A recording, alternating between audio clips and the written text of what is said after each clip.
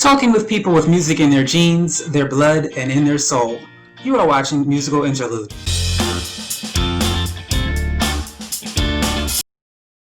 Hello, it's time for another episode of Musical Interlude. Please welcome our guest, John Vento. Okay, so when did you begin to venture into the music business? Well, for real, I got involved with music rather later in life, probably in my early 40s, which was 15, 16 years ago. So I was really late to the game, that's for sure, compared to my peers and people that I've come to work with and respect. What encouraged you to jump into this venture? Well, I was going through some personal struggles. I was writing a lot, journaling, and I realized that a lot of my thoughts and notes had a rhythmic approach to them. So I brought them to some musician friends who were classically trained guitarists and pianists, and I just had a feeling that maybe some of this stuff could be brought to life through music, and that's what started the whole damn thing. Okay, that actually was my next question was what steps, when did you, I'm assuming they already knew how to go into the studios. How did you Well, no, actually, that's a really great question. At that point, I mean, none of us really had a great deal of experience in working in the studio, but we got lucky. We came across a guy here in Pittsburgh that was very supportive and organized and also creative. And he welcomed novices like us into the process, and we learned a lot. And we kind of just were grinding away, trying to find a way to record and create this music, and also to do it efficiently. It's tricky when you do. I call them design build projects. The most expensive way in the world to record music is to not be prepared. And in most cases, I'm not prepared. I kind of like create on the spot, which is not necessarily the best approach. What was something you were, or a few things maybe you learned during your process of going to the studio and recording and releasing your first record? Well, I think the biggest thing I still learn is that things that may sound and seem to be incredible in your brain or in your heart, when they're presented back to you in a recorded fashion, may not be as effective. And the opposite is true. Things that maybe you're not real thrilled about in the writing process or in the development process, you still lay it down, and it comes back, and you get surprised. There's a lot of surprises in recording music. There's a lot of accidents that turn out to be wonderful, and then there's also a lot of false starts. For every song I've recorded, there's probably 3/4 of a song that we recorded that didn't make the cut. Okay. Talk about your song High Wire. What's the meaning of it and what inspired you to write it? Well, it's the most personal song that I ever wrote.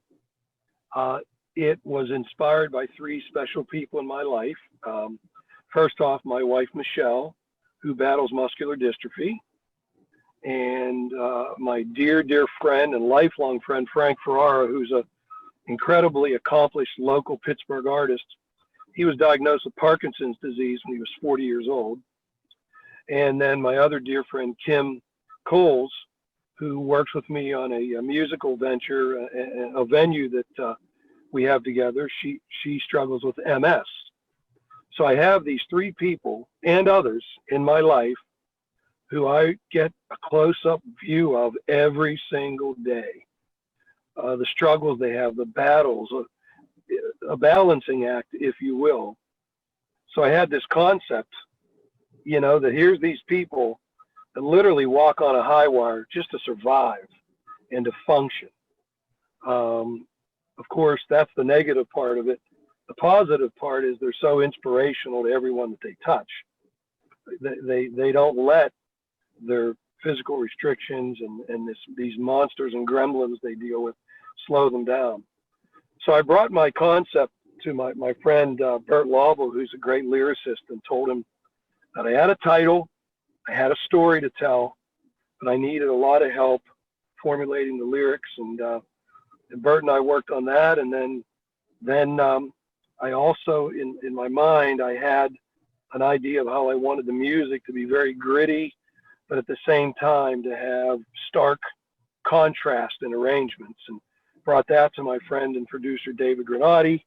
He's also a great instrumentalist, and we worked on it for many, many, many months because it was very important that it captured perfectly the life that these people live. And we released it on December 1st, and have had great reviews. And then next week, December 11th, we released the video, the accompanying video, which is really powerful. It was produced by Jim Patulski and his group. And that's, Casey, that's the story, man. That's the whole song. Have they heard it, those who inspired you, Yes. and how did they receive it? Yes. Well, my wife, when she heard it, wanted me to shut it off because it was too dark, and Oh, it okay. affected her the first time. Kim and Frank heard it. They get it. They complimented us on capturing the emotions that they deal with.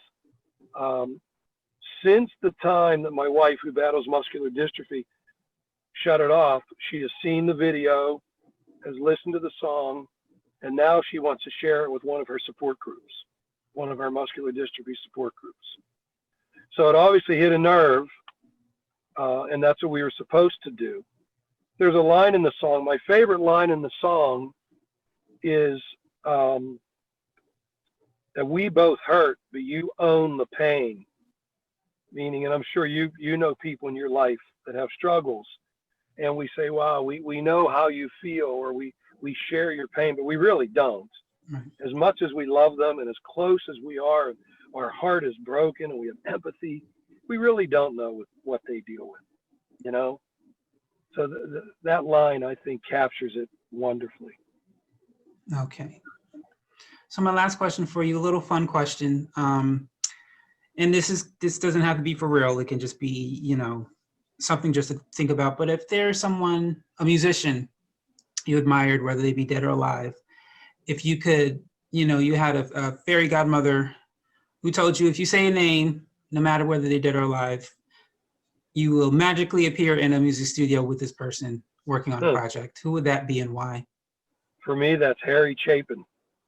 Okay. And you may be too young to even know who Harry Chapin is, but great folk singer, a humanitarian, an incredible soul, died way too young.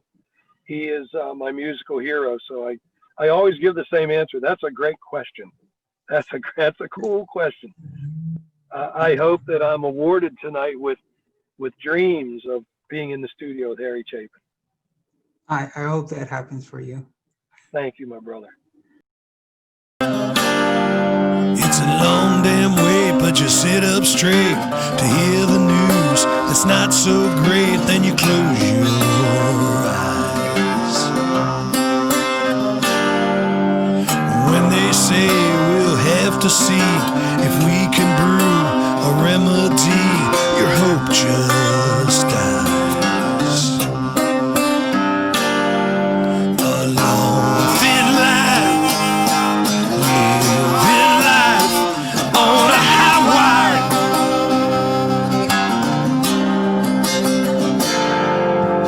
Wizards ponder your disease. There's blood to let and charts to read on a high wire.